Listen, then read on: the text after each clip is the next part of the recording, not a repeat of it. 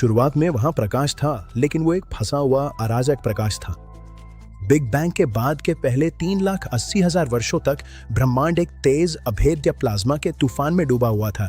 ये इतना गर्म था कि परमाणु बन ही नहीं सकते थे। प्रकाश यात्रा नहीं कर सकता था, वो लगातार मुक्त घूमते इलेक्ट्रॉनों की घनी धुंध में बिखरता रहता था। लेकिन ब्रह्मांड फैल रहा था और जैसे जैसे वो फैला, वो ठंडा होता गया। जब ब्रह्मांड का तापमान आखिरकार लगभग 3000 केल्विन तक गिर गया, तो एक बुनियादी बदलाव आया जिसे पुनर्संयोजन का युग कहा जाता है। ठंडा होने से प्रोटॉन उन मुक्त इलेक्ट्रॉनों को पकड़ने में सक्षम हो गए, जिससे सबसे पहले परमाणु बने। धुंध तुरंत छुट रही। उस अराजक प्लाज्मा से निकला प्रकाश आखिरकार पूरे ब्रह्मांड में यात्रा करने के लिए स्वतंत्र हो गया। एक चमक जिसे हम आज ब्रह्मांडीय माइक्रोवेव पृष्ठभूमि के रूप में पहचानते हैं। लेकिन जैसे ही धुंध छटी, एक डरावनी सच्चाई सामने आई। बिग बैंग की चमकती चिंगारियां फीकी पड़ चुकी थीं और रोशनी बुझ गई थी। स्वागत है ब्रह्मांडीय अंधकार युग में। ये एक ऐसा युग था जिसमें चारों ओर घना दमघोटू अंधकार छाया हुआ था। अगर वह इंसानी आंखें होती तो वे बिल्कुल कुछ भी नहीं देख पाती। फिर भी ब्रह्मांड खाली नहीं था। ये आज की तुलना में अधिक भारी था और एक विशाल ठंडी तटस्थ गैस के समुद्र में पूरी तरह डूबा हुआ था। ये एक आदिम महासागर था जिसमें लगभग 75% हाइड्रोजन और 25% हीलियम था।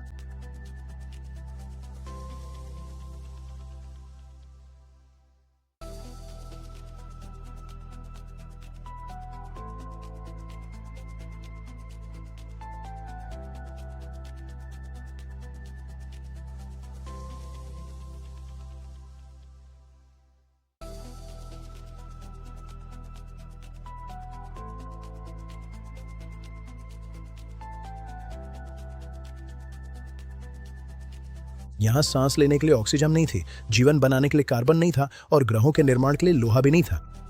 आपके शरीर को बनाने वाला हर तत्व, आपके पैरों के नीचे की धरती और आज आप जिस स्क्रीन को देख रहे हैं, इनमें से कुछ भी अस्तित्व में नहीं था। ये भारी तत्व केवल तारों की नाभिकीय भट्टियों में ही बनते हैं और इस युग में एक भी तारा अभी तक जन्मा नहीं था। ये तटस्थ हाइड्रोजन का एक अपारदर्शी सूप है जो चुपचाप एक हल्की अदृश्य आवृत्ति का विकिरण कर रहा है, जिसे खगोल भौतिकविद 21 सेंटीमीटर रेखा के नाम से जानते हैं।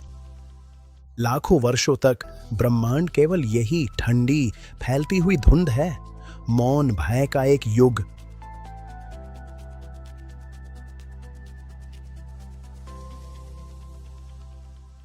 लेकिन अंधकार की इस चादर के नीचे एक अदृश्य वास्तुकार काम कर रहा था। जहां डार्क एनर्जी चुपचाप ब्रह्मांड के ताने बाने को बाहर की ओर खींच रही थी, वहीं एक अलग अधिक स्थानीय शक्ति पदार्थ को एक साथ खींच रही थी, डार्क मैटर। डार्क मैटर प्रकाश के साथ कोई क्रिया नहीं करता। यह हमारे लिए पूरी तरह अदृश्य है, फिर भी इसमें द्रव्यमान होता है और इसलिए यह गुरुत्वाकर्षण का प्रभाव डालता है। डार्क एजेस के दौरान डार्क मैटर ने ब्रह्मांड में एक विशाल आधारभूत कंकाल बनाया, एक ढांचा जिसे हम कॉस्मिक वेब कहते हैं।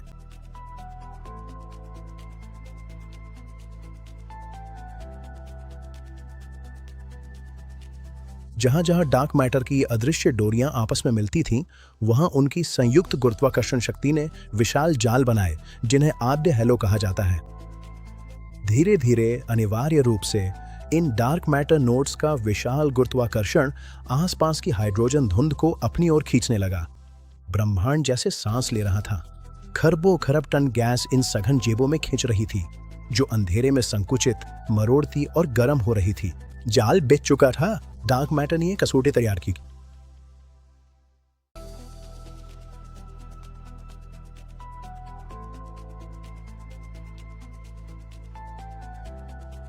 बिग बैंग के 150 से 200 मिलियन साल बाद दबाव अपने चरम पर पहुंच गया। सबसे घने डार्क मैटर हेलो के केंद्र में हाइड्रोजन गैस इतनी अविश्वसनीय ताकत से दब गई कि परमाणु आपस में जुड़ गए। नाभिकीय संलयन प्रज्वलित हुआ और फिर वहां प्रकाश था। यही था पॉपुलेशन, 3 तारों का जंग। वे हमारे आधुनिक आकाश के किसी भी तारे से बिल्कुल अलग थे। केवल हाइड्रोजन और हीलियम से बने ये तारे हमारे सूर्य से 100 गुना तक भारी, एकदम दैत्यागार थे। वे नीले गरम जलते थे, बेहद उग्र और चकाचौंध करने वाले उजाले के साथ। उनकी तीव्र पराबैंगनी किरणें शेष हाइड्रोजन के कुहासे को चीरती चली गईं, इलेक्ट्रॉनों को फिर से उनके प्रोटॉनों से अलग कर दिया और अंधकार को चकनाचूर कर दिया। इस उग्र जागरण को पुनः आयनन युग, इपोक ऑफ रीआयोनाइजेशन के नाम से जाना जाता है। मौन का युग नाभिकीय अग्नि की गर्जना से चकनाचूर हो गया।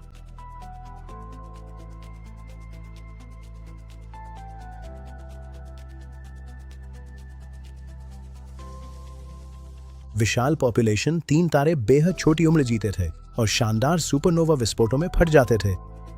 लेकिन अपनी उग्र मृत्यु में उन्होंने ब्रह्मांड को सबसे पहले भारी तत्वों से भर दिया। कार्बन, ऑक्सीजन, लोहा, धूल, ग्रहों और हमारे निर्माण के आधार। गुरुत्वाकर्षण ने शून्य पे विजय पा ली थी।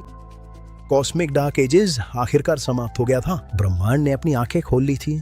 कॉस्मिक डॉन, ब्रह्मांडीय प्रभात की शुरुआत हो चुकी थी।